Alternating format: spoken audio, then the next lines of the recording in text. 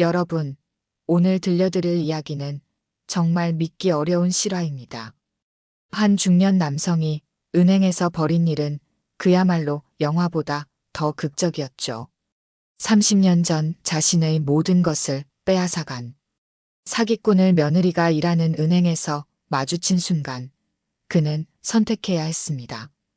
침묵할 것인가 아니면 정의를 실현할 것인가. 안녕하세요. 아직 시작 단계인 저희 채널에 여러분의 구독과 좋아요로 더 많은 감동적인 이야기를 전해드리는 힘이 됩니다. 끝까지 함께 해주세요. 1987년 봄, 서울 강남구의 한 작은 사무실. 당시 29세였던 김준호 씨는 눈을 반짝이며 책상 위의 계약서를 바라보고 있었습니다. 그 옆엔 말끔한 정장 차림의 박성민이라는 남자가 자신만만한 표정으로 앉아 있었죠. 준호야, 이번 건설 프로젝트는 정말 대박이 날 거야. 강남 한복판에 아파트 단지를 짓는다고. 정부에서도 적극 지원하는 사업이라니까. 박성민은 40대 초반의 나이답지 않게 젊어 보였습니다. 항상 고급 양복을 입고 다녔고 외제차를 몰고 다니며 사업가답게 보였죠. 무엇보다 그는 김준호에게 있어서 고등학교 때부터 알고 지낸 믿을 만한 선배였습니다. 형, 정말 확실한 거죠? 제 돈이 얼마나 소중한지 아시잖아요. 김준호의 목소리에는 걱정이 섞여 있었습니다. 그럴 만도 했죠. 그가 투자하려는 돈은 단순한 여윳돈이 아니었으니까요.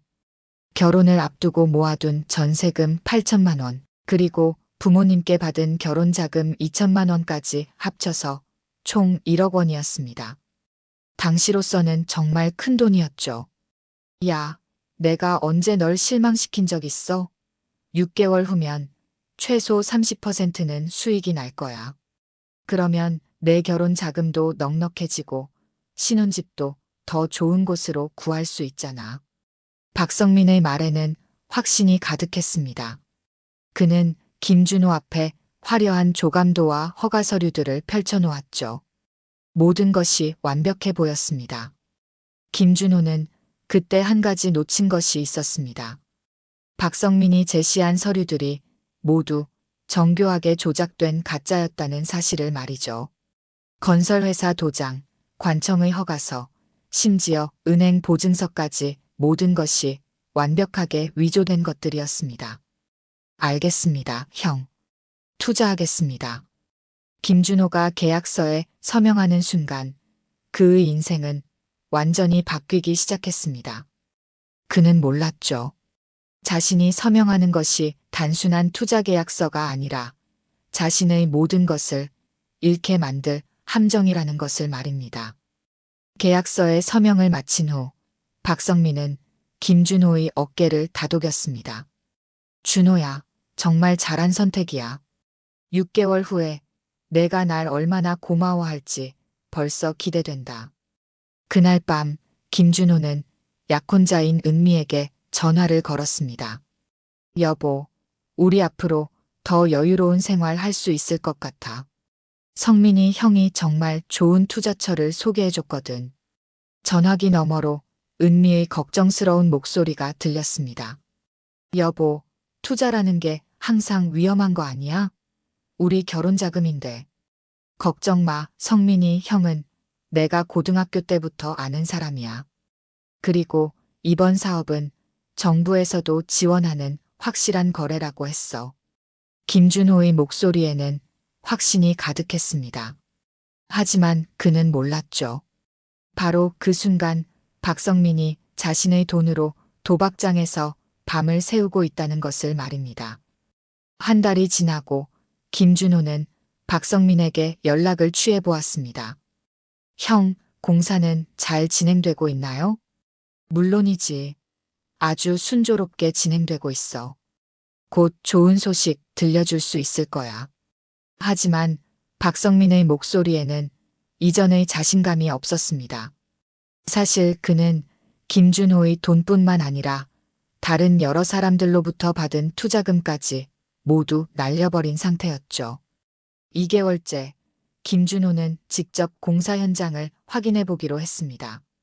박성민이 알려준 주소로 가보니 그곳에는 허름한 빈터만 있을 뿐이었습니다. 공사는커녕 땅도 파지지 않은 상태였죠. 이상하다. 분명 여기라고 했는데. 김준호의 가슴이 쿵쾅거리기 시작했습니다. 불길한 예감이 스쳐 지나갔죠. 그는 급히 박성민에게 전화를 걸어보았지만 계속 꺼져 있는 상태였습니다. 3개월째 김준호는 박성민의 사무실을 찾아갔습니다. 하지만 그곳에는 임대 표지판만 걸려 있을 뿐이었죠. 건물관리소에서 들은 말로는 박성민이 이미 한 달 전에 사라졌다는 것이었습니다. 그분이요? 어느 날 갑자기 짐 다 빼고 사라졌어요. 임대료도 밀린 채로요. 그 순간 김준호는 모든 것을 깨달았습니다. 자신이 완전히 속았다는 것을, 그리고 평생 모아온 전 재산을 잃었다는 것을 말이죠. 집으로 돌아가는 길, 김준호의 발걸음은 무겁기만 했습니다. 어떻게 은미에게 이 사실을 말해야 할지, 부모님께는 뭐라고 설명해야 할지 막막했죠. 그날 밤 김준호는 은미 앞에서 무릎을 꿇었습니다. 미안해. 정말 미안해. 우리 결혼 자금을 모두 잃었어. 은미의 얼굴이 창백해졌습니다. 무슨 소리야? 성민이 형이. 그 사람이 나를 속였어.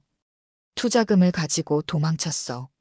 그날부터 김준호의 삶은 완전히 무너져 내렸습니다. 결혼은 무기한 연기되었고 은미와의 관계도 점점 어색해져 갔죠. 무엇보다 자신을 믿어준 부모님께 죄송스러워 고개를 들 수가 없었습니다. 박성민을 찾기 위해 김준호는 온갖 노력을 다했습니다. 경찰서에 신고도 하고 사설탐정까지 고용해 보았죠. 하지만 박성민은 완전히 증발한 것처럼 찾을 수 없었습니다. 6개월이 지나도록 박성민의 행방은 묘연했습니다. 김준호는 매일 밤 잠 못 이루며 복수를 다짐했죠. 언젠가는 반드시 그를 찾아내서 응징하겠다고 말입니다. 그러나 시간이 흐르면서 김준호도 현실을 받아들여야 했습니다. 박성민을 찾는 것보다는 새로운 삶을 시작하는 것이 더 중요했죠. 그는 작은 회사에 취직했고 은미와는 결국 헤어지게 되었습니다. 몇 년 후 김준호는 새로운 사람을 만나 결혼을 했습니다. 하지만 그의 마음속에는 항상 박성민에 대한 분노가 남아 있었죠. 그 분노는 시간이 지나도 사라지지 않았습니다. 30년이라는 세월이 흘렀지만 김준호는 박성민의 얼굴을 잊지 못했습니다. 그 교활한 미소, 자신만만한 말투, 그리고 자신을 속인 그 순간들을 말이죠. 김준호는 몰랐습니다. 30년 후 자신의 며느리가 일하는 은행에서 그 운명적인 만남이 기다리고 있다는 것을 말입니다. 30년이라는 긴 세월이 흘렀습니다. 1987년 그 참혹한 사기 사건 이후 김준호의 삶은 완전히 달라졌죠. 한때 꿈 많던 청년이었던 그는 이제 59세의 중년 남성이 되어 있었습니다. 김준호는 그 사건 이후 작은 중소기업에서 성실하게 일했습니다. 비록 큰 부를 이루지는 못했지만 그만의 방식으로 삶을 재건해 나갔죠. 무엇보다 그는 1992년에 현재의 부인 정숙과 만나 결혼할 수 있었습니다. 여보, 아침 드세요. 정숙은 김준호보다 3살 어린 여성으로 조용하고 따뜻한 성격의 소유자였습니다. 그녀는 김준호의 아픈 과거를 모두 알고 있었지만 한 번도 그것으로 그를 탓한 적이 없었죠. 고맙소, 당신. 오늘도 일찍 나가야 해서. 김준호는 지금 작은 부품 제조업체에서 생산팀장으로 일하고 있었습니다. 30년 동안 한 회사에서 묵묵히 일한 결과 직원들의 신뢰도 얻고 나름의 자리를 잡을 수 있었죠. 하지만 그의 마음속 깊은 곳에는 여전히 박성민에 대한 분노가 꿈틀거리고 있었습니다. 밤에 잠들기 전이면 자주 그때의 기억이 되살아났죠. 박성민의 교활한 미소, 자신을 속인 그 순간들이 마치 어제 일처럼 생생했습니다. 김준호에게는 한 가지 큰 기쁨이 있었습니다. 바로 아들 민수였죠. 1995년에 태어난 민수는 이제 22세의 대학생이 되어 있었습니다. 아버지, 저 이번에 취업 준비하려고 하는데요.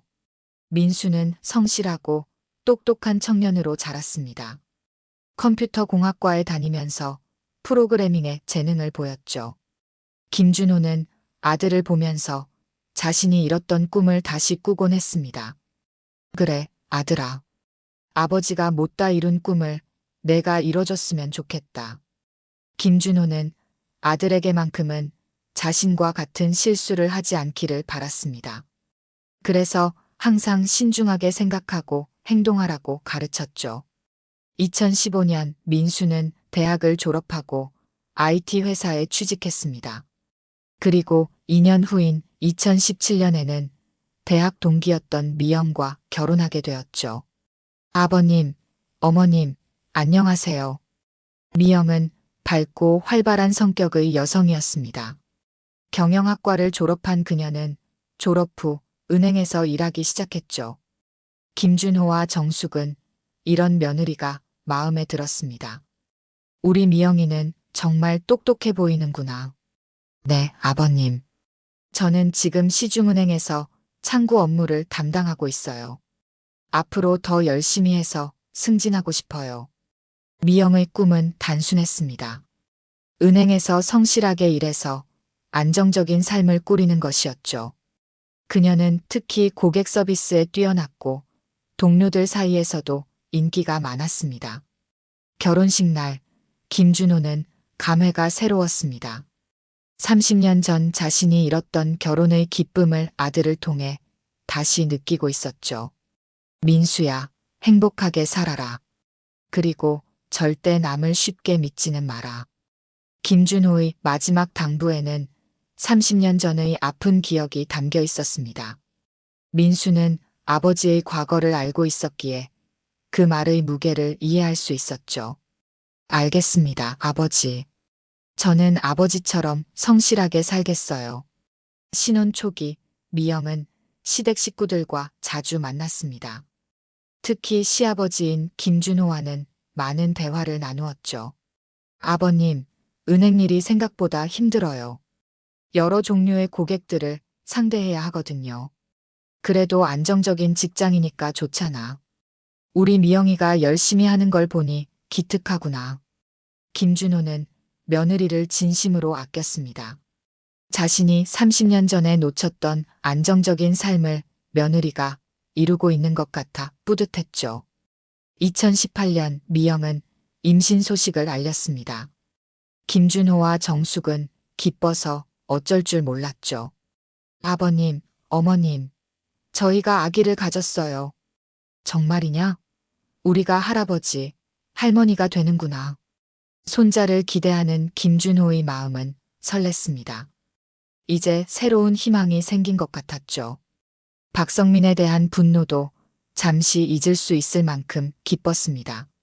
하지만 운명은 참으로 기묘한 것이었습니다. 김준호는 몰랐죠. 자신의 며느리가 일하는 은행이 30년 전 자신을 속인 박성민과 연결고리가 될 줄은 말입니다. 미영이 일하는 은행은 서울 강남구에 위치한 시중은행의 지점이었습니다. 하루에도 수백 명의 고객들이 드나드는 바쁜 곳이었죠. 미영 씨, 오늘도 고생 많으셨어요. 감사합니다, 과장님. 내일도 열심히 하겠습니다. 미영은 동료들과 상사들로부터 신뢰를 받는 직원이었습니다. 고객 응대도 친절했고 업무 처리도 정확했죠. 김준호는 가끔 미영의 직장 이야기를 들으며 은행이라는 곳에 대해 생각해보곤 했습니다. 30년 전 박성민이 보여준 가짜 은행 보증서가 떠올랐죠. 미영아, 은행에서 일하면서 사기당하는 사람들 많이 봤니? 네, 아버님. 가끔 투자 사기나 보이스피싱 같은 걸로 피해보시는 분들이 계세요. 정말 안타까워요. 미영의 말을 들으며 김준호는 자신의 과거를 떠올렸습니다. 자신도 그런 피해자 중 한 명이었죠. 2019년 미영은 아들을 낳았습니다. 김준호는 처음으로 할아버지가 되었죠.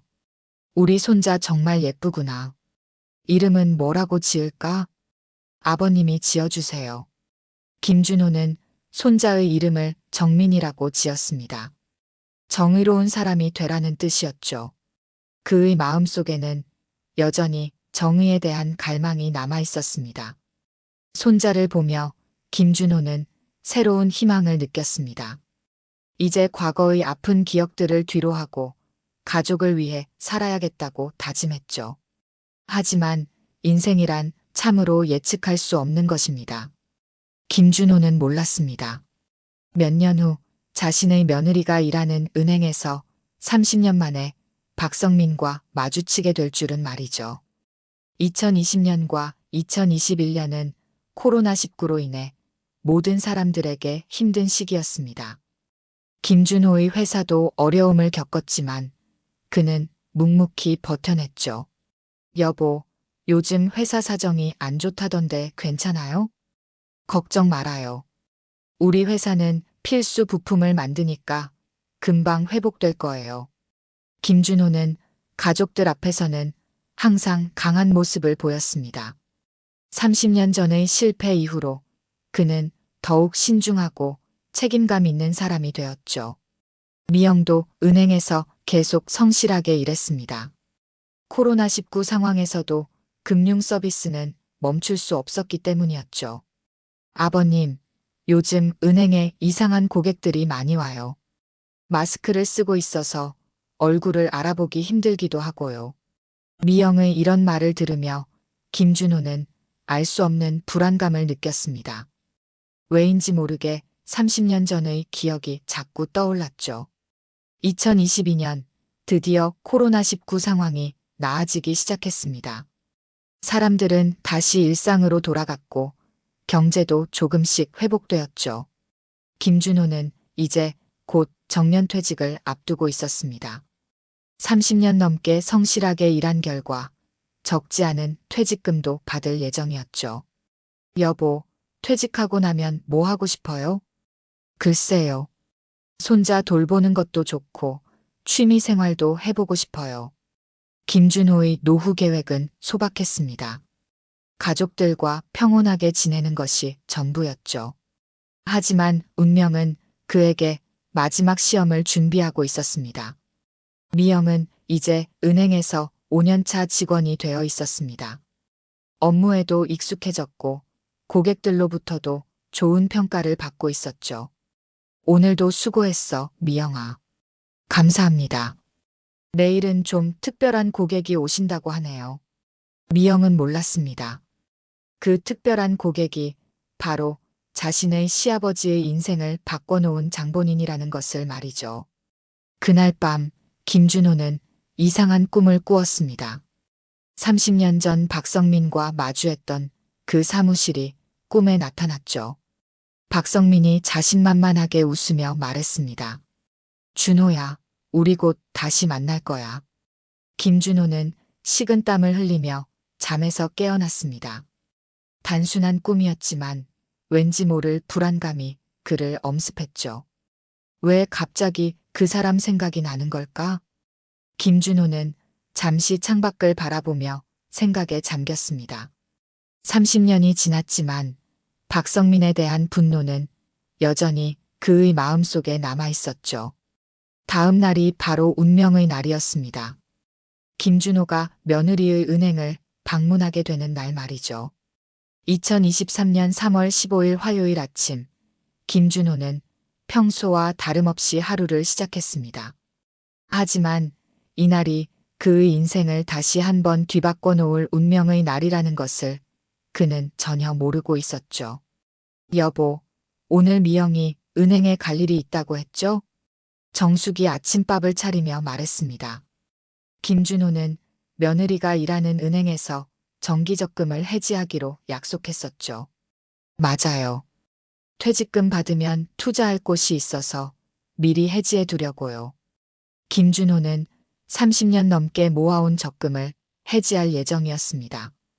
이제 정년퇴직을 앞두고 있어서 노후 자금을 정리하고 있었죠. 그날 아침 또 다른 곳에서는 박성민이 잠에서 깨어나고 있었습니다.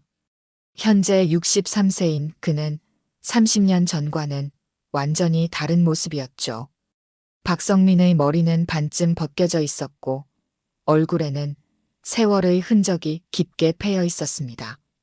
한때 잘 나가던 사업가의 모습은 온데간데 없었죠. 또 악몽을 꿨네. 박성민은 식은땀을 닦으며 침대에서 일어났습니다. 요즘 들어 30년 전 자신이 속인 사람들의 얼굴이 꿈에 자주 나타났죠. 특히 김준호의 절망적인 표정이 가장 선명했습니다. 박성민의 현재 생활은 초라하기 그지없었습니다. 30년 전 사기를 친 후 해외로 도망쳤지만 결국 모든 돈을 잃고 몇 년 전 한국으로 돌아온 상태였죠. 오늘도 은행에 가야겠군. 박성민은 최근 들어 재정적 어려움으로 인해 여러 은행을 전전하고 있었습니다. 작은 대출이라도 받기 위해서였죠. 하지만 신용불량 상태인 그에게 돈을 빌려주는 곳은 거의 없었습니다. 그는 거울을 보며 자신의 처참한 모습을 확인했습니다. 한때 고급 양복만 입고 다니던 그였지만 이제는 헌옷만 걸치고 있었죠. 그때 그 돈만 건드리지 않았어도 박성민은 종종 후회했습니다. 하지만 이미 엎질러진 물이었죠. 30년 전 그가 김준호를 비롯해 여러 사람들을 속여 챙긴 돈은 도박과 방탕한 생활로 모두 날려버렸습니다. 한편 그날 아침 미영은 평소보다 일찍 은행에 출근했습니다. 시아버지가 오신다고 해서 미리 업무를 정리해두고 싶었죠. 미영 씨, 오늘 일찍 오셨네요? 네, 오늘 시아버지께서 적금 해지하러 오시거든요. 미리 준비해두려고요. 미영은 항상 성실한 직원이었습니다. 특히 가족 관련 업무는 더욱 신경 써서 처리했죠. 그런데 오늘 좀 이상한 고객이 온다고 들었는데요. 동료 직원이 말했습니다. 며칠 전부터 박성민이라는 고객이 여러 번 전화를 걸어 대출 상담을 요청했다고 했죠. 박성민이라는 분인데 신용 상태가 좋지 않아서 대출이 어려울 것 같아요. 미영은 그 이름을 들어도 아무것도 느끼지 못했습니다. 그 이름이 자신의 시아버지에게 어떤 의미인지 전혀 모르고 있었죠. 김준호는 오전 10시경 집을 나섰습니다. 며느리가 일하는 은행까지는 지하철로 30분 정도 걸렸죠. 미영이가 일하는 은행 처음 가보는군. 김준호는 지하철을 타며 생각했습니다. 그동안 며느리 직장에 가본 적이 없었는데 이번 기회에 구경도 할 겸 직접 가기로 했었죠. 지하철 안에서 김준호는 문득 30년 전 기억이 떠올랐습니다. 박성민과 함께 은행에 갔던 그날 말이죠. 그때 그 가짜 보증서를 진짜로 믿었던 내가 바보였지. 김준호는 쓴웃음을 지었습니다. 30년이 지났지만 여전히 그때의 기억은 생생했죠. 같은 시각, 박성민도 같은 방향으로 이동하고 있었습니다. 그는 버스를 타고 있었는데 지하철비도 아끼기 위해서였죠. 오늘은 꼭 대출을 받아야 하는데 박성민의 상황은 절박했습니다. 월세조차 밀린 상태에서 더 이상 버틸 수가 없었죠. 그래서 마지막 희망으로 이 은행을 찾기로 한 것이었습니다. 버스 안에서 박성민은 과거를 회상했습니다.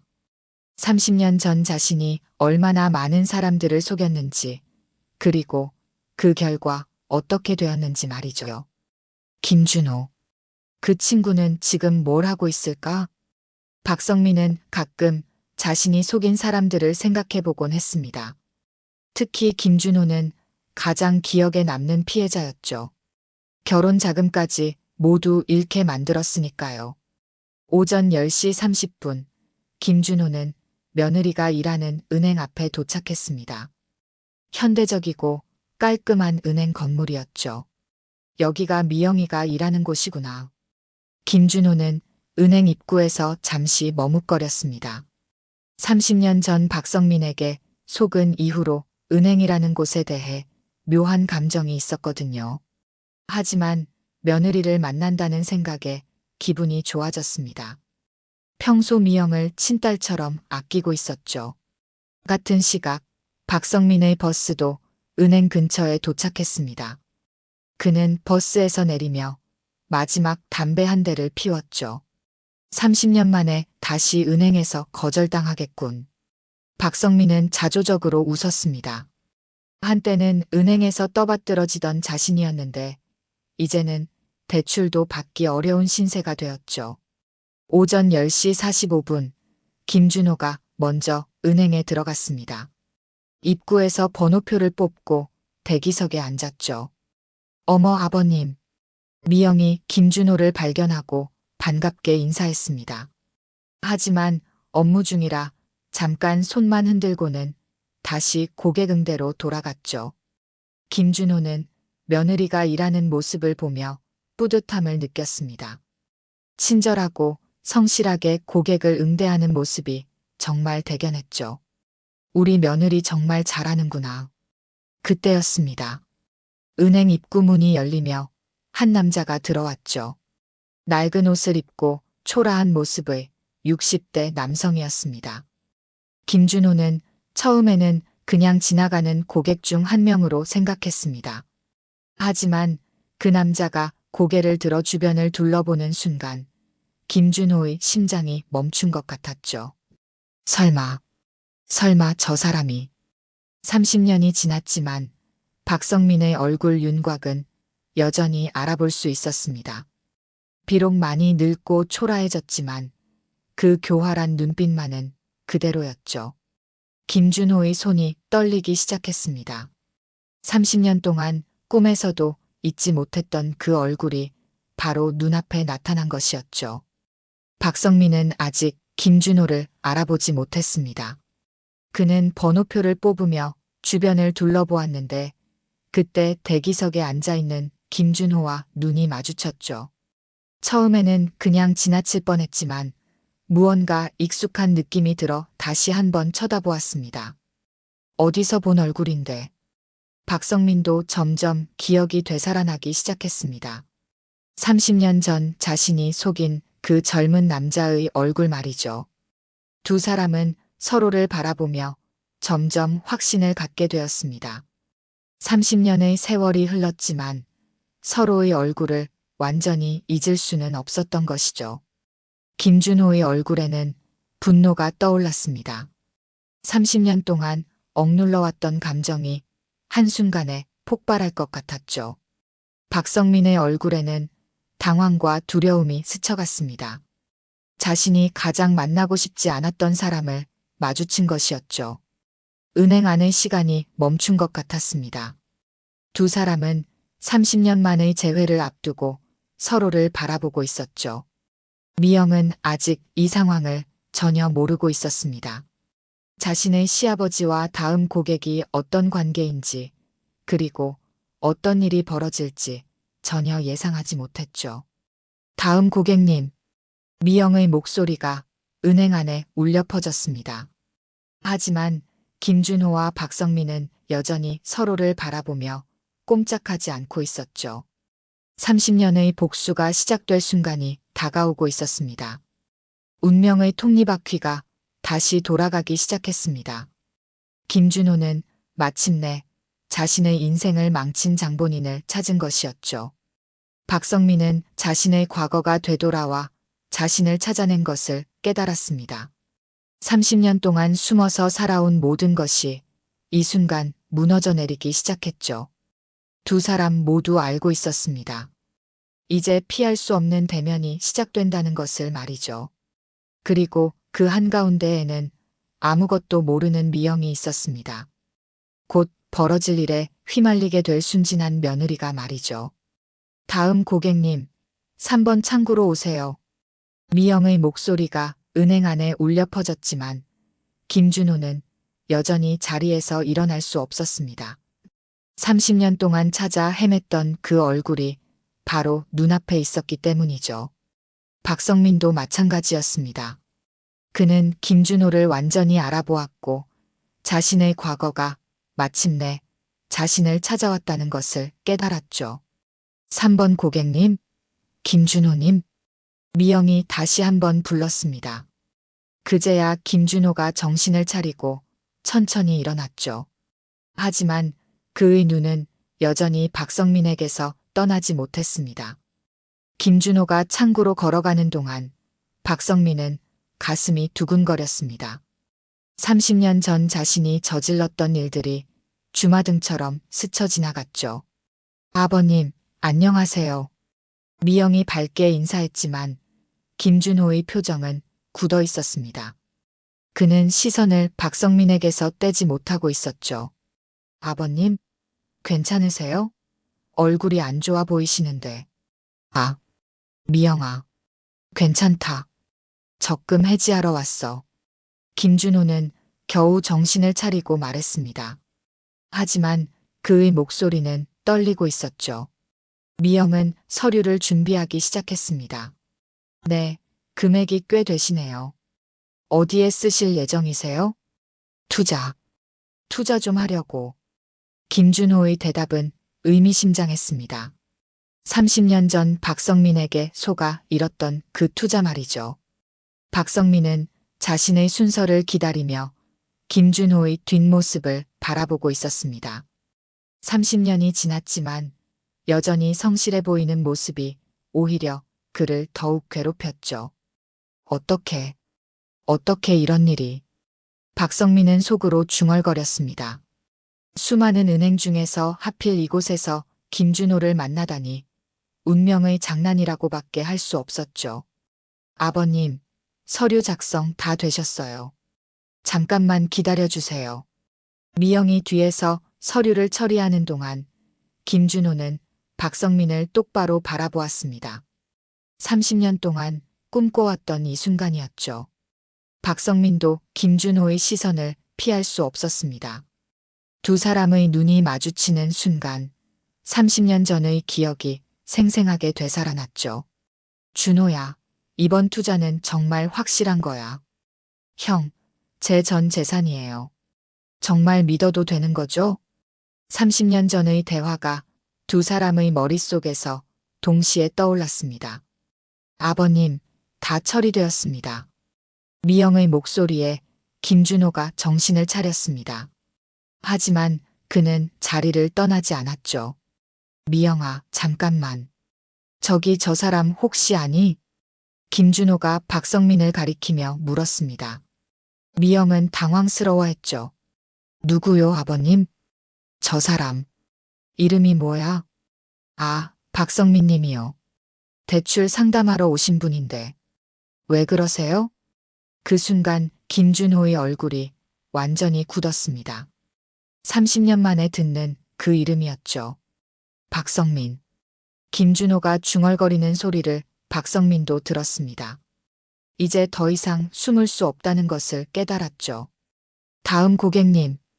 다른 창구 직원이 박성민을 불렀습니다. 하지만 박성민은 움직일 수 없었죠.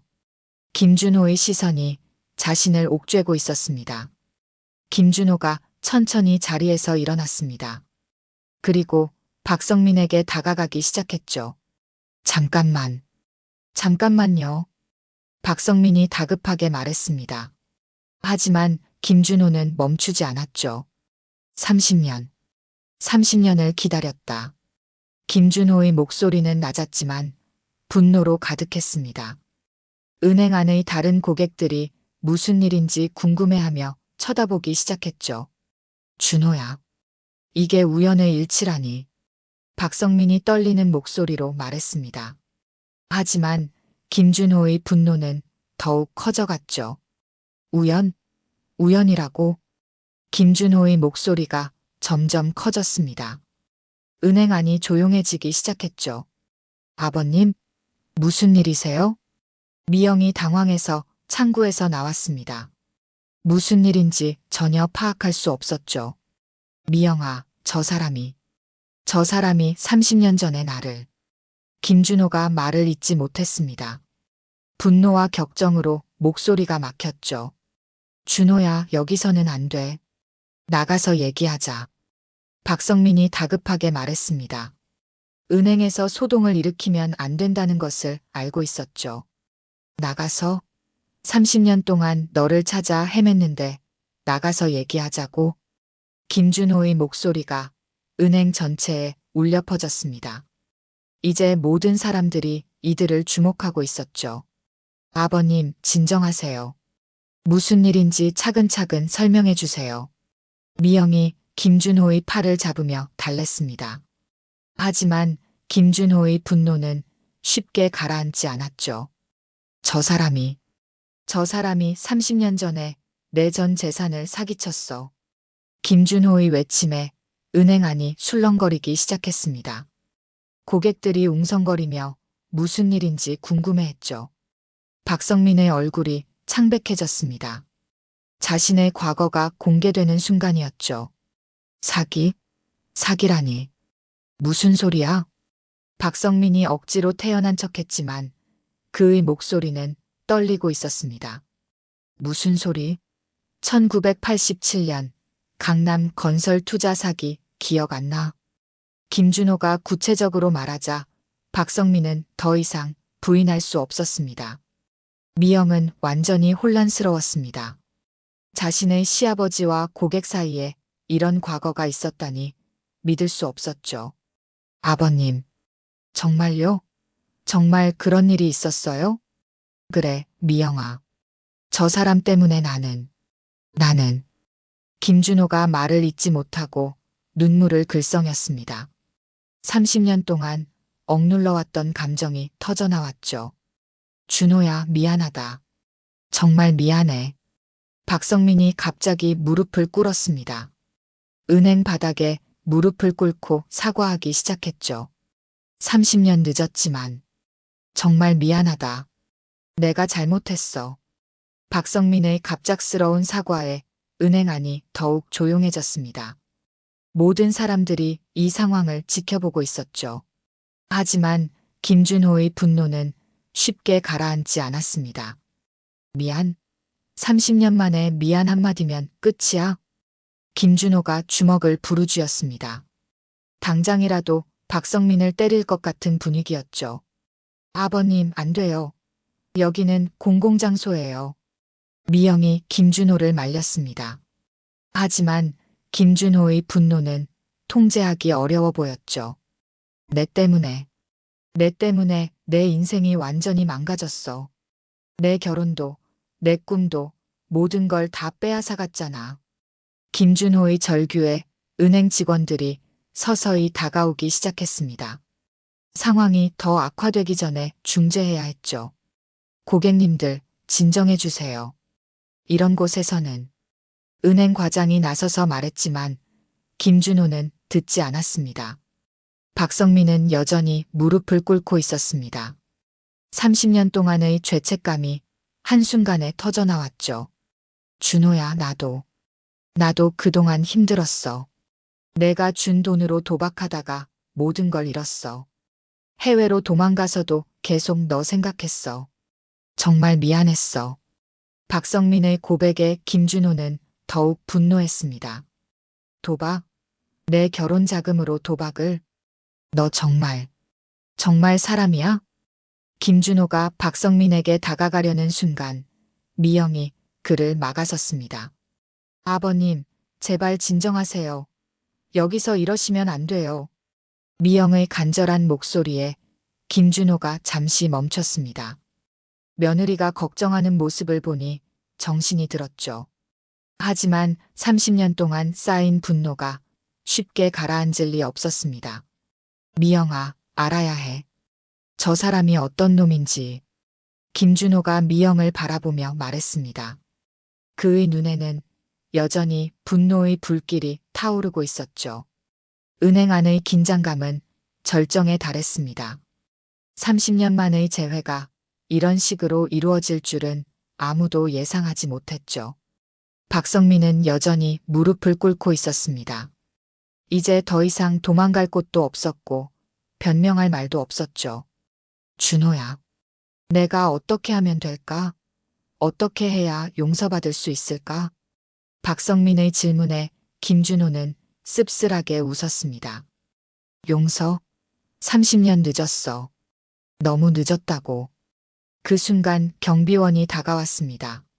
상황이 더 악화되기 전에 개입해야 한다고 판단했죠. 고객님들, 다른 곳에서 얘기하시는 게 어떨까요? 하지만 김준호와 박성민은 아직 대화가 끝나지 않았습니다. 30년 만의 만남에서 할 말이 너무 많았죠. 미영은 상황을 수습하려고 애쓰고 있었지만 이 두 사람의 과거를 어떻게 해결해야 할지 막막했습니다. 30년의 복수극이 드디어 시작된 것이었습니다. 고객님들, 정말 다른 곳에서 얘기하셔야겠습니다. 은행 과장이 강하게 말했지만 김준호는 움직이지 않았습니다. 30년 동안 기다려온 이 순간을 놓칠 수 없었죠. 아니요. 여기서 끝내겠습니다. 30년 동안 찾아 헤맸는데 이제 와서 다른 곳으로 가라고요? 김준호의 목소리는 단호했습니다. 박성민은 여전히 무릎을 꿇고 있었고 미영은 어찌할 바를 모르고 있었죠. 아버님, 정말 여기서는 안 돼요. 제가 문제가 될 수도 있어요. 미영의 간절한 목소리에 김준호가 잠시 망설였습니다. 며느리에게 피해가 갈 수도 있다는 생각이 들었죠. 하지만 박성민이 갑자기 일어서며 말했습니다. 준호야, 정말 미안하다. 하지만 여기서는 안 돼. 내 며느리한테 피해 줄 수는 없잖아. 박성민의 말에 김준호는 더욱 분노했습니다. 지금 와서 며느리 걱정해? 30년 전에는 내 약혼자 생각은 안 했으면서? 은미는 내 때문에 나와 헤어졌어. 김준호가 30년 전 약혼자의 이름을 언급하자 박성민의 얼굴이 더욱 창백해졌습니다. 은미, 그래, 기억난다. 정말 미안해. 박성민의 사과에도 김준호의 분노는 가라앉지 않았습니다. 미안으로 되는 거야? 내 인생 30년을 돌려줄 수 있어? 은행 안의 다른 고객들이 수군거리기 시작했습니다. 상황이 점점 커지고 있었죠. 저기 사기당했다는 거 아니야?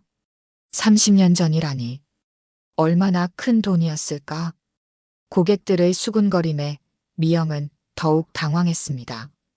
이 상황이 은행 업무에 지장을 주고 있었죠. 아버님, 제발요. 일단 밖으로 나가서 얘기해요. 미영이 다시 한번 간청했지만 김준호는 고개를 저었습니다. 안 돼. 이놈이 또 도망갈지도 모르잖아. 김준호가 박성민을 가리키며 말했습니다. 실제로 박성민은 틈만 나면 도망갈 생각을 하고 있었죠. 나는 도망가지 않아. 더 이상은. 박성민이 말했지만 그의 목소리에는 확신이 없었습니다. 그때 김준호가 갑자기 큰 소리로 외쳤습니다. 여러분, 여기 계신 분들 들어보세요. 은행 안의 모든 사람들이 김준호를 바라보았습니다. 저 사람은 30년 전에 저를 포함해서 수많은 사람들을 속인 사기꾼입니다. 김준호의 폭로에 은행 안이 술렁거렸습니다. 박성민은 더욱 당황했죠. 준호야, 그만해. 여기서 이러면 안 돼. 왜 안 돼? 사람들이 알아야 하지 않아? 너 같은 놈의 정체를. 김준호의 목소리가 더욱 커졌습니다. 이제 은행 밖에서도 무슨 일인지 궁금해하며 사람들이 모여들기 시작했죠. 가짜 건설회사 서류를 만들어서 투자금을 모은 다음에 도박으로 다 날려버렸어요. 제 결혼자금 1억 원을 포함해서 얼마나 많은 사람들을 울렸는지 모르겠어요.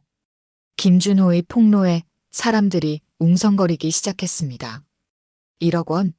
30년 전에 1억 원이면 지금으로 치면 몇십억 원이겠네. 박성민은 이제 완전히 궁지에 몰렸습니다. 사람들의 시선이 자신에게 집중되고 있었죠. 준호야, 제발. 여기서는 그만하자. 박성민이 애원했지만 김준호는 멈추지 않았습니다. 그만하자고. 30년 동안 너를 찾아 헤맸는데 너 때문에 내가 얼마나 힘들게 살았는지 알아? 김준호의 절규에 미영도 눈물을 글썽였습니다. 시아버지의 아픈 과거를 처음 제대로 알게 된 것이었죠. 아버님, 정말 그런 일이 있었어요? 미영의 질문에 김준호가 고개를 끄덕였습니다. 그래, 미영아. 너 아빠 나이 때 당한 일이야. 그래서 우리가 결혼할 때도 제대로 축의금을 못 준 거야. 김준호의 말에 미영은 모든 것을 이해했습니다. 왜 시아버지가 항상 조심스럽게 사셨는지, 왜 투자 이야기만 나오면 얼굴이 굳어지셨는지 말이죠. 그런데 지금 이놈이 여기 와서 또 대출을 받으려고 해. 김준호가 박성민을 가리키며 말했습니다. 여러분, 이런 사람한테 돈을 빌려주면 안 돼요. 김준호의 말에 은행 직원들이 당황했습니다. 고객의 개인정보와 관련된 민감한 문제였죠. 고객님, 그런 말씀은 은행 과장이 말하려 했지만 김준호는 계속했습니다. 신용불량자죠? 맞죠? 김준호가 박성민에게 물었습니다. 박성민은 대답할 수 없었죠. 30년 동안 뭘 했는지 궁금해. 내 돈으로 어떻게 살았는지. 김준호의 추궁에 박성민이 입을 열었습니다. 준호야, 나도 힘들었어. 해외에서 온갖 고생을 다 했어. 힘들었다고? 내가 더 힘들었어. 김준호가 소리쳤습니다. 그의 목소리에는 30년 동안 쌓인 분노와 원망이 담겨 있었죠. 그때 갑자기 박성민이 미영에게 다가갔습니다. 준호야, 이제 그만해. 내 며느리가 걱정하잖아. 박성민이 미영의 어깨에 손을 올리는 순간 김준호의 분노가 폭발했습니다. 손 떼. 내 며느리한테 손대지 마. 김준호가 달려들려는 순간 미영이 놀라서 비명을 질렀습니다. 아! 미영의 비명에 은행 안이 순식간에 아수라장이 되었습니다. 박성민은 갑자기 미영의 팔을 잡았습니다. 준호야, 진정해. 내가 이 아이한테 뭔가 할 수도 있어. 박성민의 말에 김준호가 멈춰섰습니다. 며느리를 위협하는 것이었죠. 뭐라고? 김준호의 목소리가 떨렸습니다. 박성민이 미영을 인질로 잡을 생각이라는 것을 깨달았죠. 놔줘. 미영이한테 손대지 마. 김준호가 소리쳤지만 박성민은 미영의 팔을 더 세게 잡았습니다. 준호야, 내 말 들어. 30년 전 일은 내가 잘못했어. 하지만 지금 여기서 이러면 이 아이가 다칠 수도 있어. 박성민의 협박에 김준호는 어쩔 수 없이 멈춰서야 했습니다. 미영은 완전히 당황해서 무슨 일인지 파악하지 못하고 있었습니다. 아저씨, 저를 왜 이러세요? 미영의 떨리는 목소리에 김준호의 마음이 아팠습니다. 미영아, 괜찮다. 아무 일 없을 거야. 김준호가 달래려 했지만 상황은 점점 악화되고 있었습니다. 은행 직원들이 경찰에 신고하려 했지만 박성민이 막았습니다. 신고하지 마. 신고하면 이 아이가 어떻게 될지 몰라. 박성민의 위협에 모든 사람들이 꼼짝할 수 없었습니다. 김준호는 30년 만에 만난 원수 앞에서 가장 소중한 며느리가 위험에 처한 상황을 맞게 되었습니다. 박성민, 제발 미영이는 놔줘. 내가 원하는 게 뭐야? 김준호가 간청했습니다. 복수보다 며느리의 안전이 더 중요했죠. 원하는 것? 그냥 조용히 여기서 나가는 거야. 박성민의 요구에 김준호는 고민에 빠졌습니다. 30년 동안 기다린 복수의 기회를 놓쳐야 하는 것일까요? 은행 안의 긴장감은 극도로 높아졌습니다. 한치 앞을 내다볼 수 없는 상황이 되었죠. 미영은 여전히 상황을 이해하지 못한 채 두려움에 떨고 있었습니다. 30년의 원한과 가족의 안전 사이에서 김준호는 선택해야 했습니다. 박성민, 미영이를 놔줘. 김준호의 절규가 은행 전체를 울렸습니다. 하지만 박성민은 미영의 팔을 더욱 세게 잡았죠. 안 돼. 내가 조용히 하지 않으면 이 아이가 다칠 수도 있어. 박성민의 목소리는 절망적이었습니다. 30년 만에 과거가 드러나자 그는 완전히 이성을 잃었죠. 미영은 무슨 일인지 파악하지 못한 채 두려움에 떨고 있었습니다. 아저씨, 제발요. 저를 놔주세요. 제가 뭘 잘못했나요? 미영의 떨리는 목소리에 김준호의 마음이 찢어졌습니다. 자신의 복수 때문에 소중한 며느리가 위험에 처한 것이었죠. 박성민, 제발. 미영이는 아무 잘못이 없어. 나하고만 얘기하자. 김준호가 손을 내밀며 간청했습니다. 하지만 박성민은 흔들리지 않았죠. 30년 전에도 넌 그렇게 순진했어. 그래서 내가 속이기 쉬웠지. 박성민의 말에 김준호의 분노가 다시 치솟았습니다. 이 계자식아, 지금 그런 소리를 해? 김준호가 달려들려는 순간 박성민이 미영을 더 세게 잡았습니다. 가까이 오지 마. 한 발짝만 더 오면 이 아이가 어떻게 될지 몰라. 은행 안의 모든 사람들이 숨을 죽이고 상황을 지켜보고 있었습니다. 긴장감이 극도에 달했죠. 경찰을 불러야 해. 한 고객이 중얼거렸지만 박성민이 들었습니다. 경찰 부르면 이 아이부터 다친다. 박성민의 위협에 아무도 움직일 수 없었습니다. 미영은 점점 상황을 이해하기 시작했습니다. 자신의 시아버지와 이 남자 사이에 무언가 큰 일이 있었다는 것을 말이죠. 아버님, 이분이 정말 그런 일을 하신 거예요? 미영의 질문에 김준호가 고개를 끄덕였습니다. 그래, 미영아. 저 사람 때문에 아버지가 얼마나 힘들게 살았는지. 하지만 지금은 내가 중요해. 다른 건 나중에 생각하자. 김준호의 말에 미영이 눈물을 흘렸습니다. 시아버지의 아픈 과거를 알게 된 충격과 현재 상황에 대한 두려움이 섞였죠. 박성민, 내가 원하는 게 뭐야?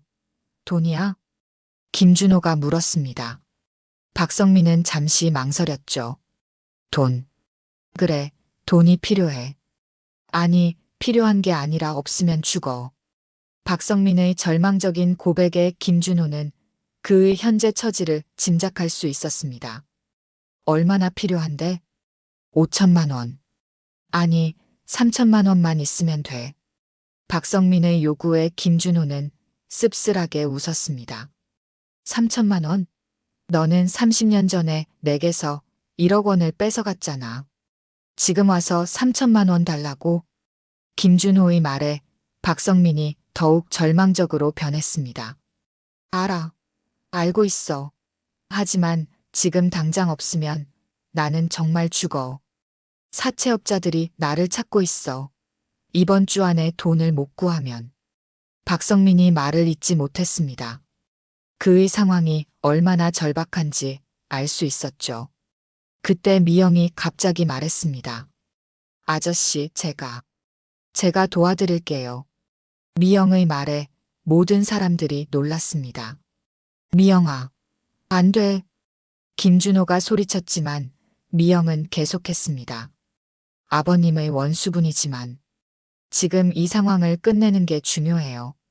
제가 은행에서 일하니까 방법이 있을 거예요. 미영의 제안에 박성민의 눈이 빛났습니다. 정말 도와줄 수 있어? 네, 하지만 조건이 있어요. 미영이 단호하게 말했습니다. 저를 놔주시고 아버님께 진심으로 사과하세요. 그리고 다시는 이런 일을 하지 마세요. 미영의 조건에 박성민이 망설였습니다. 하지만 다른 선택의 여지가 없었죠. 알겠어. 알겠다. 박성민이 천천히 미영의 팔을 놓았습니다. 미영은 재빨리 김준호에게로 달려갔죠. 미영아, 괜찮니? 김준호가 며느리를 끌어안으며 물었습니다. 미영은 고개를 끄덕였죠. 박성민은 다시 바닥에 무릎을 꿇었습니다. 준호야, 정말 미안하다. 30년 늦었지만 진심으로 사과해. 내 인생을 망친 것도, 지금 내 며느리를 위협한 것도 모두 내 잘못이야. 박성민의 사과에 김준호는 복잡한 감정을 느꼈습니다. 분노도 있었지만 30년 만에 듣는 진심 어린 사과였죠. 사과한다고 해서 용서받을 수 있다고 생각해? 김준호의 물음에 박성민이 고개를 저었습니다. 아니야. 용서받을 수 있다고 생각하지 않아. 하지만 그동안 정말 후회했어. 매일 밤 너를 생각하며 잠 못 이뤘어. 박성민의 고백에 김준호는 말없이 바라보았습니다. 그때 미영이 나섰습니다. 아버님, 이제 그만하시면 안 될까요? 물론 아저씨가 잘못한 일이지만 30년이 지났잖아요. 미영의 말에 김준호가 고민에 빠졌습니다. 미영아, 넌 모르지. 그때 내가 얼마나. 알아요, 아버님. 정말 힘드셨을 거예요. 하지만 지금 여기서 복수한다고 해서 잃어버린 30년이 돌아오나요? 미영의 말이 김준호의 마음을 흔들었습니다. 그보다는 이제 새로운 시작을 하시는 게 어떨까요? 미영의 제안에 김준호는 깊은 생각에 빠졌습니다. 박성민은 여전히 무릎을 꿇고 있었습니다. 준호야, 내 며느리 말이 맞아. 나는 이미 끝난 인생이야. 하지만 넌 아직 살 날이 많이 남았어. 복수에 매달리지 말고 행복하게 살아. 박성민의 말에 김준호의 분노가 조금씩 가라앉기 시작했습니다. 30년 동안 꿈꿔왔던 복수의 순간이었지만 생각보다 허무했습니다. 박성민은 이미 자신의 잘못으로 인해 충분히 벌을 받고 있었죠. 미영아, 김준호가 며느리를 바라보았습니다. 정말 저 사람을 도와주고 싶어? 미영이 고개를 끄덕였습니다. 네, 아버님. 이 상황을 끝내고 싶어요. 그리고 아저씨도 사람이잖아요. 잘못했지만 지금 너무 힘들어 보여요. 미영의 따뜻한 마음에 김준호는 감동했습니다. 알겠다. 알겠어. 김준호가 천천히 박성민에게 다가갔습니다. 박성민 일어서. 박성민이 천천히 일어섰습니다. 두 사람이 30년 만에 똑바로 마주섰죠. 내가 널 용서한다는 건 아니야. 김준호가 말했습니다. 하지만 더 이상 복수에 매달리고 싶지도 않아. 우리 며느리 말대로 이제 새로운 시작을 하고 싶어. 김준호의 말에 박성민의 눈에서 눈물이 흘렀습니다. 고마워. 정말 고마워. 그때 미영이 두 사람 사이에 섰습니다. 이제 구체적으로 얘기해봐요. 아저씨, 정말 3천만 원이 필요한 거예요? 박성민이 고개를 끄덕였습니다. 그럼 제가 알아볼게요. 대출이든 뭐든 방법을 찾아드릴게요. 미영의 제안에 박성민은 믿을 수 없다는 표정이었습니다. 정말 그래줄 거야? 네, 하지만 조건이 있어요. 미영이 단호하게 말했습니다. 이 돈으로 새 출발하세요. 그리고 다시는 남을 속이는 일 하지 마세요. 박성민이 깊게 고개를 숙였습니다. 약속해. 꼭 약속할게. 은행 안의 긴장감이 조금씩 풀리기 시작했습니다. 30년의 원한이 드디어 해결의 실마리를 찾은 것 같았죠. 김준호는 복잡한 심정이었습니다. 복수를 포기하는 것이 과연 옳은 일일까요? 하지만 며느리의 따뜻한 마음을 보니 이것이 더 나은 선택일지도 모른다는 생각이 들었습니다. 박성민은 30년 만에 처음으로 진정한 희망을 느꼈습니다. 자신의 잘못을 인정하고 새로운 기회를 얻게 된 것이었죠. 예상과 달리 폭력이 아닌 용서와 화해로 마무리되었습니다. 하지만 이것이 진정한 끝일까요? 앞으로 이들의 관계는 어떻게 될까요? 폭풍이 지나간 후 은행 안은 이상하게 조용해졌습니다. 30년 만의 재회가 예상과 다른 방향으로 흘러가자 모든 사람들이 당황하고 있었죠. 미영아, 정말 괜찮니? 김준호가 며느리의 손을 잡으며 다시 한번 확인했습니다. 아직도 박성민이 미영을 위협했던 순간이 머릿속에서 떠나지 않았죠. 네, 아버님. 괜찮아요.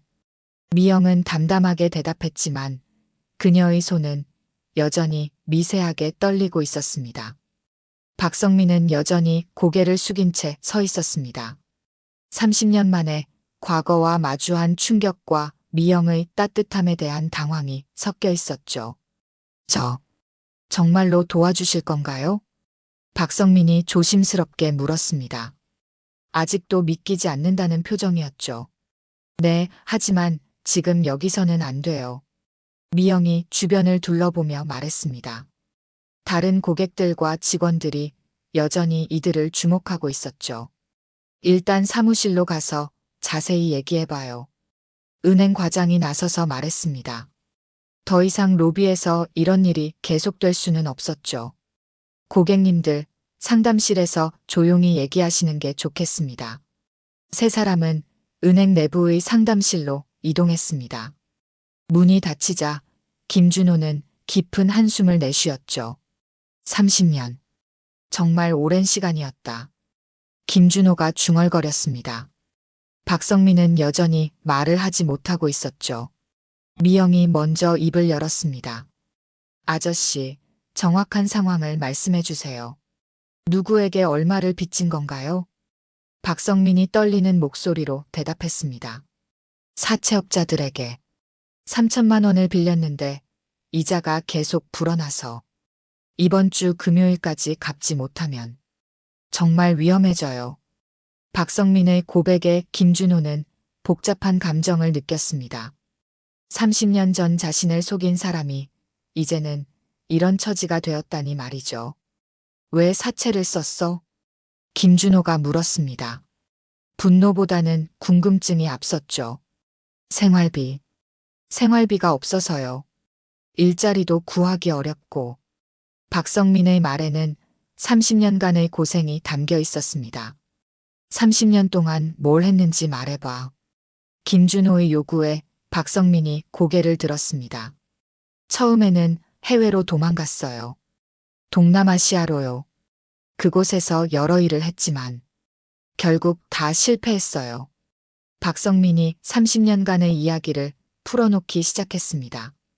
처음 몇 년은 당신들에게서 받은 돈으로 잘 살았어요. 하지만 도박에 빠져서 5년 만에 모든 돈을 잃었어요. 그때부터 정말 힘들게 살았죠. 박성민의 고백에 김준호는 묘한 감정을 느꼈습니다. 복수에 대한 욕망이 사라지는 것 같았죠.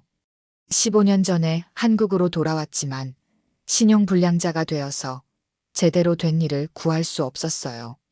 그래서 계속 막일만 하다가 결국 사채까지 쓰게 된 거예요. 박성민의 이야기를 들으며 미영은 안타까운 표정을 지었습니다. 아저씨도 그동안 많이 힘드셨겠네요. 미영의 따뜻한 말에 박성민이 눈물을 글썽였습니다. 30년 동안 하루도 편하게 잔 적이 없어요. 특히 준호 씨 생각을 하면 정말 죄스러워서 견딜 수가 없었어요. 박성민의 고백에 김준호도 마음이 복잡해졌습니다. 그럼에도 불구하고 왜 연락하지 않았어? 김준호가 물었습니다. 어떻게 연락해요? 뭐라고 말해요? 미안하다고 하면 용서받을 수 있을 거라고 생각했어요? 박성민의 반문에 김준호는 할 말이 없었습니다. 미영이 나서서 분위기를 정리했습니다. 이제 과거 일은 그만하고 현재 문제를 해결해봐요. 아저씨, 정확히 3천만 원이 필요한 거죠? 박성민이 고개를 끄덕였습니다. 네. 이자까지 합쳐서 3천만 원이요. 미영이 컴퓨터를 켜서 뭔가를 확인하기 시작했습니다. 담보가 있으세요? 아니요. 아무것도 없어요. 박성민의 대답에 미영이 고민에 빠졌습니다. 그럼 보증인이 있어야 하는데. 미영의 말에 박성민의 얼굴이 어두워졌습니다. 보증인. 그런 사람이 있을 리가 없죠. 그때 김준호가 갑자기 말했습니다. 내가 보증을 서주겠다. 김준호의 말에 박성민과 미영이 놀랐습니다. 아버님, 그러시면 안 돼요. 미영이 만류했습니다. 왜 안 돼? 내가 결정한 일이야. 김준호의 의지는 단호했습니다. 박성민, 내가 보증을 서줄 테니까 대출을 받아. 대신 조건이 있어. 김준호가 박성민을 똑바로 바라보며 말했습니다. 첫째, 사채를 모두 정리해. 둘째, 다시는 도박하지 마. 셋째, 성실하게 일해서 돈을 갚아. 김준호의 조건에 박성민이 깊게 고개를 숙였습니다. 준호야, 정말 고마워. 꼭 지킬게. 그리고 마지막 조건이 하나 더 있어. 김준호가 계속 말했습니다. 앞으로 한 달에 한 번씩 내게 근황을 보고해. 어떻게 살고 있는지 확인하고 싶어. 박성민이 고개를 끄덕였습니다. 알겠어요. 꼭 그렇게 할게요. 미영은 여전히 걱정스러운 표정이었습니다. 아버님, 정말 괜찮으세요? 3천만 원이 적은 돈이 아닌데. 괜찮다, 미영아. 퇴직금이 나올 거고 적금도 해지했잖아. 김준호가 며느리를 안심시켰습니다. 그보다는 이제 진짜 끝내고 싶어. 김준호의 말에 진심이 담겨 있었습니다. 30년 동안 원한에 매달려 살았는데 이제 그만하고 싶어. 우리 손자도 있고 가족과 행복하게 살고 싶어. 김준호의 고백에 미영이 눈물을 글썽였습니다. 아버님, 정말 훌륭하세요. 박성민도 깊이 감동했습니다. 준호야, 어떻게 이런 결정을. 30년 전 일로 내가 나를 원망할 수도 있는데. 김준호가 박성민을 바라보며 말했습니다. 원망? 물론 했지. 30년 동안 매일 했어. 하지만 오늘 너를 보니까 이미 충분히 벌을 받은 것 같더라. 김준호의 말에 박성민이 고개를 숙였습니다. 그리고 우리 며느리 말이 맞아. 복수한다고 해서 잃어버린 시간이 돌아오는 건 아니잖아. 미영이 두 사람을 바라보며 말했습니다. 이제 진짜로 새로운 시작을 하세요. 둘 다요. 미영의 말에 김준호와 박성민이 서로를 바라보았습니다. 30년의 원한이 드디어 끝나는 순간이었습니다. 그럼 대출 절차를 밟아볼까요? 미영이 업무적으로 말했습니다. 시간이 없으니까 최대한 빨리 처리해 드릴게요. 박성민이 깊게 고개를 숙였습니다. 정말 감사합니다. 두 분 다. 김준호가 박성민의 어깨를 가볍게 두드렸습니다. 이제부터가 진짜 시작이야. 실망시키지 마. 네. 꼭 성실하게 살겠습니다. 박성민의 다짐에 김준호가 고개를 끄덕였습니다. 상담실 밖에서는 은행 직원들이 궁금해하며 기다리고 있었습니다. 무슨 일인지 알고 싶어 했죠. 과장님, 안에서 무슨 일이 일어나고 있는 거예요? 모르겠어요. 하지만 조용해진 걸 보니까 해결된 것 같은데. 직원들의 수군거림 속에서 상담실 문이 열렸습니다. 세 사람이 나오는데 놀랍게도 모두 평화로운 표정이었습니다. 대출 신청서를 작성하겠습니다. 미영이 동료들에게 말했습니다. 보증인은 김준호 고객님이고요. 동료 직원들은 무슨 일인지 이해할 수 없었지만 업무를 처리하기 시작했습니다. 1시간 후 모든 절차가 완료되었습니다. 박성민은 3천만 원을 대출받을 수 있게 되었고 김준호는 보증인이 되었죠. 정말 감사합니다. 꼭 갚겠습니다. 박성민이 마지막으로 인사했습니다. 약속 잊지 마. 한 달에 한 번씩 연락해. 김준호가 당부했습니다. 네, 꼭 그렇게 하겠습니다. 박성민이 은행을 떠나는 뒷모습을 보며 김준호는 복잡한 심경이었습니다. 정말 이것이 옳은 선택이었을까요? 미영이 김준호의 팔을 잡았습니다. 아버님, 정말 잘하신 것 같아요. 그래, 정말? 네. 복수보다는 용서가 더 어려운 거잖아요. 미영의 말에 김준호가 미소를 지었습니다. 30년의 긴 여행이 드디어 끝나가고 있었습니다. 3개월이 지났습니다. 그날의 충격적인 사건 이후 모든 것이 달라졌죠. 김준호는 드디어 정년퇴직을 했고 박성민은 약속대로 매달 근황을 보고하고 있었습니다. 여보, 오늘도 박성민 씨에게서 연락 왔어요. 정숙이 김준호에게 휴대폰을 보여주었습니다. 박성민이 보낸 문자 메시지였죠. 김준호 형님, 안녕하세요. 이번 달도 성실히 일했습니다. 건설 현장에서 막일하며 하루 8만 원씩 벌고 있어요. 사채는 모두 정리했고 이제 은행 대출금 갚는데 집중하고 있습니다. 술도 끊었고 도박은 생각도 안 해요. 정말 감사합니다. 김준호는 문자를 읽으며 미소를 지었습니다. 박성민이 정말 달라지고 있는 것 같았죠. 정말 사람이 변할 수 있는 건가 봐요. 정숙이 감탄하며 말했습니다. 처음에는 남편의 결정을 이해하지 못했지만 지금은 자랑스러워했죠. 그날 미영이가 아니었다면 불가능했을 거야. 김준호가 며느리를 떠올리며 말했습니다. 미영의 따뜻한 마음이 모든 것을 바꿔놓았죠. 미영은 그 사건 이후 은행에서 더욱 인정받게 되었습니다. 위기 상황을 지혜롭게 해결한 것으로 평가받았거든요. 미영 씨, 정말 대단했어요. 그날 상황을 어떻게 그렇게 침착하게 처리했어요? 동료들이 종종 물어보곤 했습니다. 저도 잘 모르겠어요. 그냥 마음이 시키는 대로 했을 뿐이에요. 미영은 항상 겸손하게 대답했습니다. 한편 박성민은 정말로 새로운 사람이 되어가고 있었습니다.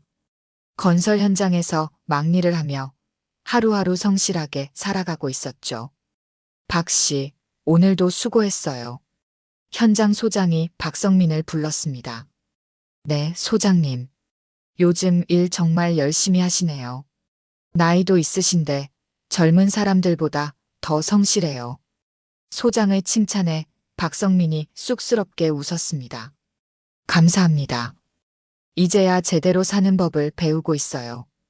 박성민은 정말로 달라졌습니다.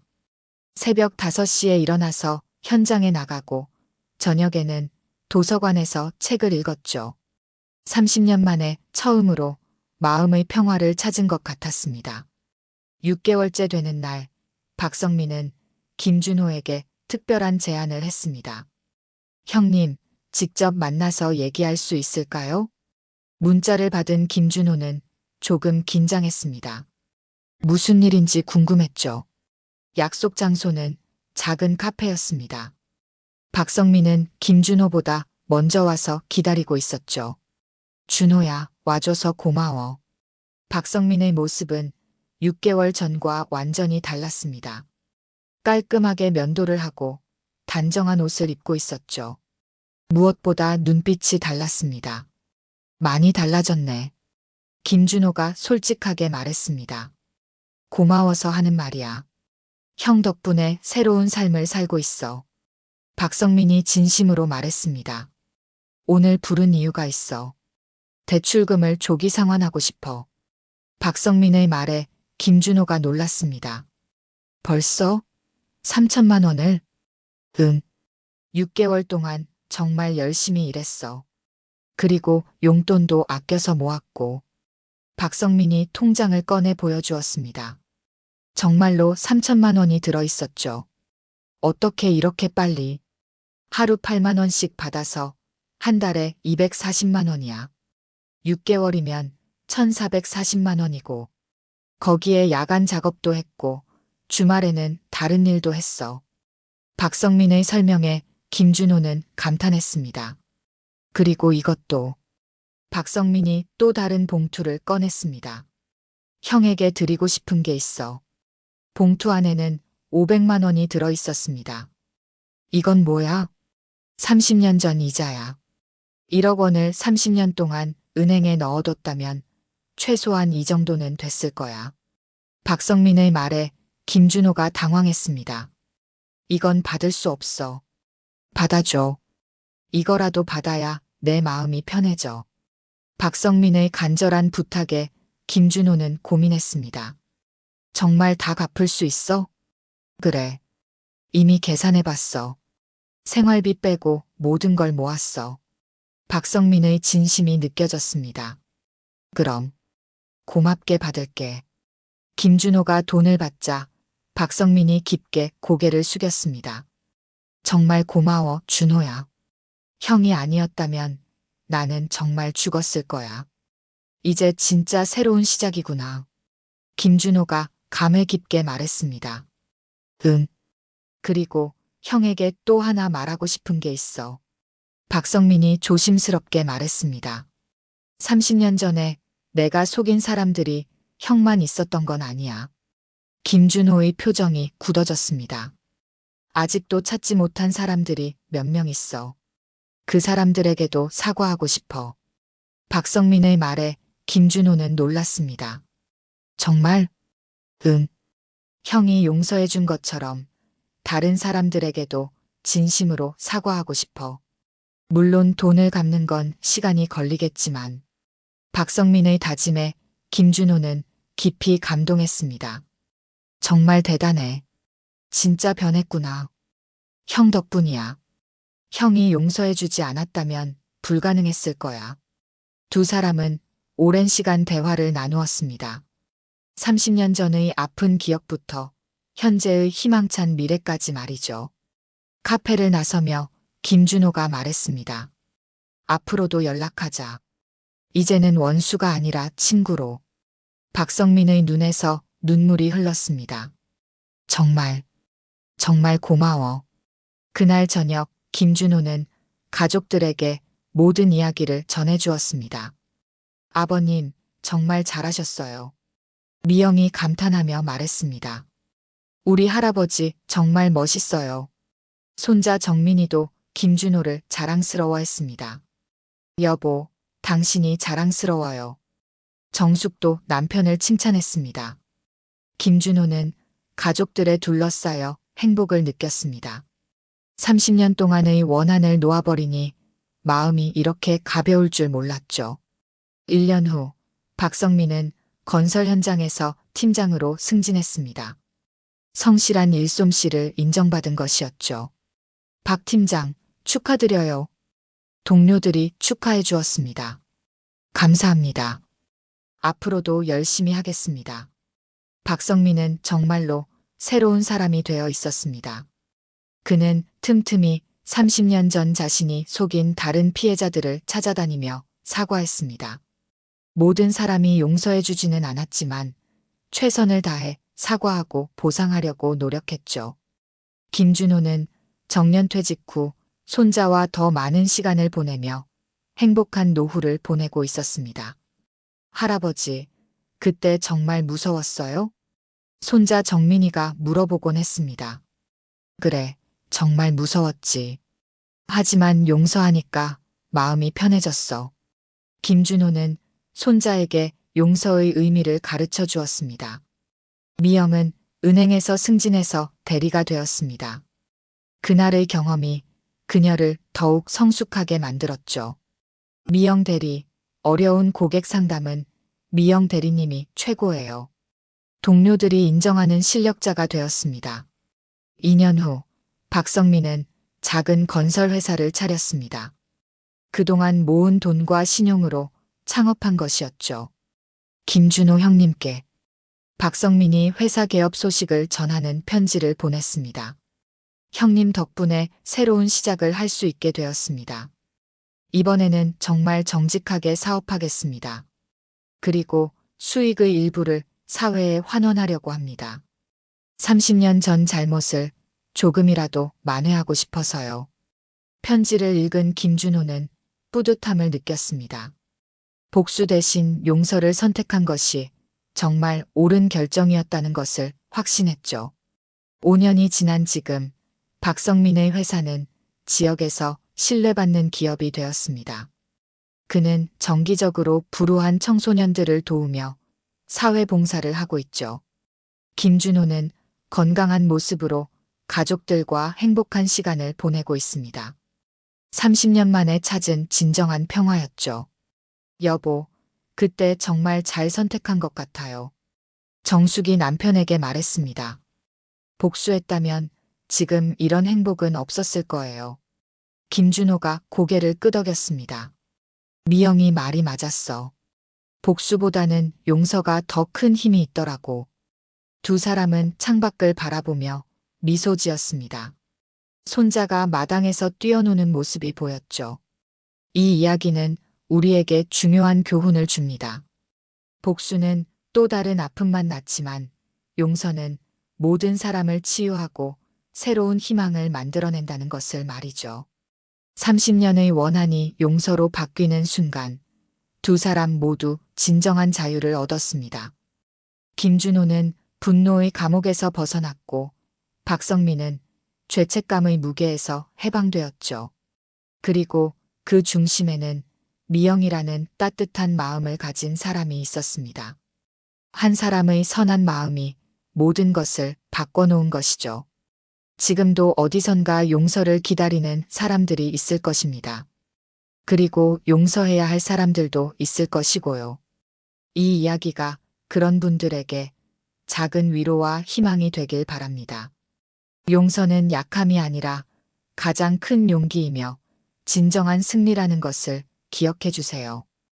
여러분도 언젠가 선택의 순간이 온다면 복수보다는 용서를, 분노보다는 이해를 선택하시길 바랍니다. 그것이 모든 사람을 치유하는 길이니까요. 오늘도 이 긴 이야기를 끝까지 들어주셔서 정말 감사합니다. 저희 채널이 여러분에게 감동과 교훈을 전해드릴 수 있어서 기쁩니다. 구독과 좋아요, 그리고 댓글로 여러분의 생각을 나눠주세요. 더 많은 감동적인 이야기로 찾아뵙겠습니다. 감사합니다.